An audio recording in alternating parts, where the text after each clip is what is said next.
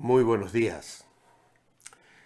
Nuestra lectura en esta semana comienza por el libro de Génesis.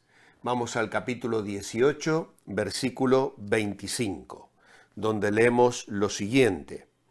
Lejos de ti, tal cosa, matar al justo con el impío, de modo que la suerte del justo sea como la del impío. Lejos de ti, el juez de toda la tierra, ¿no ha de hacer lo que es justo? Fijaos la idea que surge ya en el libro de Génesis, en la intercesión que Abraham presenta delante de Dios al saber que venía la destrucción sobre Sodoma y Gomorra, el juez de toda la tierra. Luego tenemos otra cita en Jueces, capítulo 11, y versículo 27, y dice, así que yo en nada he pecado contra ti, pero tú haces mal al pelear contra mí. El Señor, que es el juez, juzgue hoy entre los hijos de Israel y los hijos de Amón. Salmo 75, versículo 7, leemos lo siguiente, pues Dios es el juez, a este humilla y a aquel enaltece. Y finalmente, Hebreos capítulo 12 y versículo 23. A la congregación de los primogénitos que están inscritos en los cielos, os habéis acercado a Dios, juez de todos, a los espíritus de los justos que han llegado a la perfección. Como siempre, podéis leer los versículos anteriores y posteriores en el contexto de estos pasajes que nos dan la punta de lanza del tema que vamos a estar estudiando esta semana. Tony nos introdujo ayer a este tema desde el púlpito de la Iglesia Revive, un tema no tan común y la verdad que poco agradable a primera vista. Dios el juez, Dios el juez. Él lo tituló Dios el juez perfecto. Y Tony nos presentó 3 puntos. Dios como juez en la Biblia, luego el concepto de retribución y la importancia de lo que hacemos. Todo esto nos lleva al propósito semanal que tenemos en la guía devocional. Percibir la necesidad del juicio de Dios y regocijarnos en él. Así que aunque este parece un tema difícil, es un tema importante que redundará en nuestro gozo. ¿Creemos en el juicio divino? Es decir, ¿creemos en un Dios que actúa como nuestro juez? Porque parece que muchos no creen. Si se les habla acerca de Dios como Padre, amigo, ayudador, el que nos ama a pesar de nuestra debilidad y pecado, de toda nuestra necedad, se les ilumina el rostro. Estamos en la misma onda de inmediato. Pero si se les habla de Dios como juez, fruncen el ceño, sacuden la cabeza, se resisten a aceptar semejante idea. ¿Por qué? La encuentran repelente, indigna. Hemos hablado de un Dios de amor y un Dios de gracia las 2 semanas anteriores. ¿Por qué vamos a hablar ahora de un Dios presentado como juez? Pocas cosas en la Biblia se recalcan más enfáticamente que la realidad de la obra de Dios como juez. La palabra juez se aplica a Dios con frecuencia. Abraham, Jefté, los salmistas y aún en el Nuevo Testamento. La realidad del juicio divino como hecho aparece página tras página en el relato de la Biblia. El juicio de Dios sobre Adán y Eva, por ejemplo, expulsándoles del jardín del Edén y pronunciando maldiciones sobre su futura vida terrenal al comienzo mismo de las Escrituras. Dios luego juzga al mundo con el diluvio en la época de Noé, destruyendo una humanidad que se había corrompido. La catástrofe volcánica sobre Sodoma y Gomorra fue obviamente un juicio de Dios. Dios juzgó a los capataces egipcios de los israelitas, exactamente como había dicho que lo haría en Génesis 15:14, donde dice: mas también a la nación a la cual servirán juzgaré yo, y después de esto saldrán con gran riqueza. Y se desencadenó sobre ellos el juicio de las 10 plagas, que está relatado en el libro de Éxodo. Luego el castigo sobre los que adoraron al becerro de oro en el desierto, valiéndose de los levitas como ejecutores de ese juicio sobre los malvados. Dios juzgó a Nadab y Abiú, hijos de Aarón, por ofrecer fuego extraño en el tabernáculo. Más tarde, el juicio sobre los rebeldes, Coré, Datán y Abirán, que fueron tragados por la tierra que se abrió debajo de sus pies. Líderes que se le rebelaron contra el liderazgo de Moisés. Dios juzgó a Can por un robo sacrílego al tomar del anatema en la conquista de la tierra prometida, y él y los suyos fueron exterminados. Dios luego juzgó a Israel por sus pecados después de haber conquistado Canaán, y fueron subyugados por las naciones vecinas en la época de los jueces una y otra vez. Dios les juzgaba por medio de estos pueblos.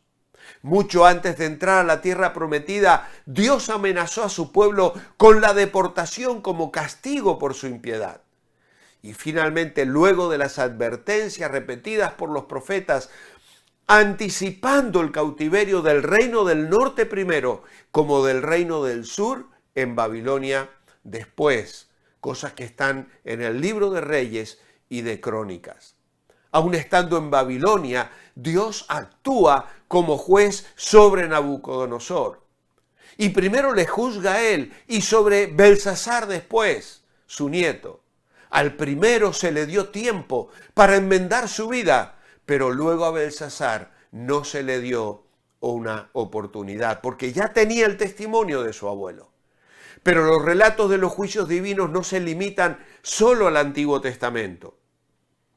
Los judíos recibieron juicio por rechazar al Señor Jesús, Ananías y Zafira por mentirle a Dios, Herodes por su orgullo en Hechos 12, Elimas por su oposición al Evangelio, los cristianos de Corinto afligidos con las enfermedades por la grosera irreverencia en relación a la cena del Señor. Y nos lo decía Tony ayer, algunos de ellos habían muerto. Usando una frase más suave, dormían. Y esto no es más que una selección de los abundantes relatos de actos divinos, de juicios que están contenidos en la Biblia. Hay muchos más.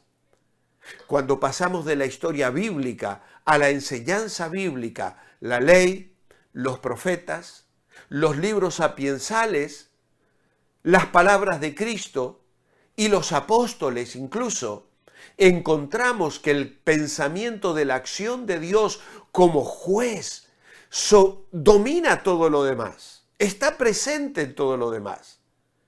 La legislación de Moisés es promulgada en nombre de Dios, que es un juez justo, y no titubeará en aplicar penas mediante la acción providencial directa si su pueblo quebranta la ley. Los profetas retoman este tema. Más todavía, la mayor parte de la enseñanza registrada consiste en la exposición y aplicación de la ley contra los que no la cumplían, contra los impenitentes. En realidad, los profetas dedican mucho más tiempo a predicar juicio que a predecir la venida del Mesías y su reino, porque llamaban al pueblo al arrepentimiento. Este punto de vista domina las discusiones sobre los problemas de la vida que encontramos en Job, en Eclesiastés y en las máximas prácticas que encontramos en el libro de Proverbios. Dice allí: Dios traerá toda obra a juicio juntamente con toda cosa encubierta, sea buena o sea mala, Y esto lo proclama Eclesiastés 12:14. Y luego en 11:9 dice, alégrate joven en tu juventud y tome placer tu corazón en los días de tu adolescencia y anda en los caminos de tu corazón y en la vista de tus ojos, pero sabe que sobre todas estas cosas te juzgará Dios. La gente que en realidad no lee la Biblia, confiadamente nos asegura que cuando pasamos del Antiguo al Nuevo Testamento, el tema del juicio divino pasa a un segundo plano. Pero si examinamos el Nuevo Testamento, incluso aún del modo más superficial, encontramos de inmediato que el énfasis del Antiguo Testamento relativo a la acción de Dios como juez, lejos de reducirse, se acentúa. Está presente continuamente en los evangelios y en las cartas apostólicas. Todo el Nuevo Testamento está dominado por la certidumbre de que un día venidero habrá un juicio universal, lo cual plantea un problema. ¿Cómo podemos los pecadores arreglar cuentas con Dios mientras todavía hay tiempo? Se contempla a la distancia el día del juicio, el día de la ira venidera, y se proclama a Jesús como el divino Salvador, como el juez divinamente señalado. Pero Dios, habiendo pasado por alto los tiempos de esta ignorancia, ahora manda a todos los hombres en todo lugar que se arrepientan, por cuanto ha establecido un día en el cual juzgará al mundo con justicia, por aquel varón a quien designó, dando fe a todos con haberle levantado de los muertos. Esto está escrito en Hechos, capítulo 17, versículos 30 y 31.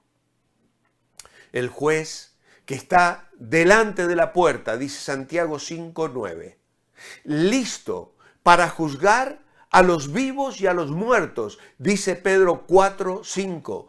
El juez justo que le dará a Pablo su corona, en 2 Timoteo 4:8, es el Señor Jesucristo, el que Dios ha puesto por juez de vivos y de muertos. Dios ha establecido un día en el cual juzgará al mundo con justicia por aquel varón a quien designó, le dijo Pablo a los atenienses allí en Hechos 17:30, y a los romanos les escribió que Dios juzgará por Jesucristo los secretos de los hombres conforme a mi evangelio. Romanos capítulo 2 y versículo 16.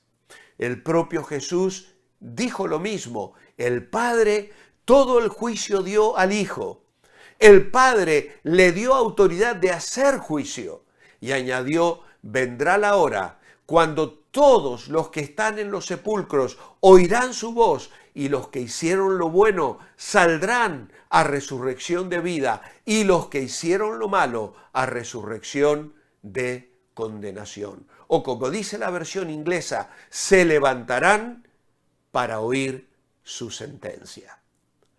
El Jesús del Nuevo Testamento, que es el Salvador del mundo, es también nuestro juez. Y en esto vamos a estar meditando esta semana para confirmar nuestra fe, para respaldar nuestra fe y promover nuestra alegría, nuestro gozo y nuestro regocijo en este amado Padre Celestial. Mi oración escrita esta mañana es, amado Padre, aunque la idea de un Dios que actúa como juez nos atemoriza, esta semana queremos profundizar en ella para que afirme nuestra fe y potencie nuestro gozo, porque tú harás justicia un día venidero. Así está establecido, así lo creemos y así lo aceptamos y lo proclamamos hoy. El Dios de amor y el Dios de gracia es también el Dios que es nuestro juez. En Él confiamos, en tu nombre. Amén. Os espero mañana para seguir meditando en este apasionante tema de Dios como juez. Manteneos bendecibles.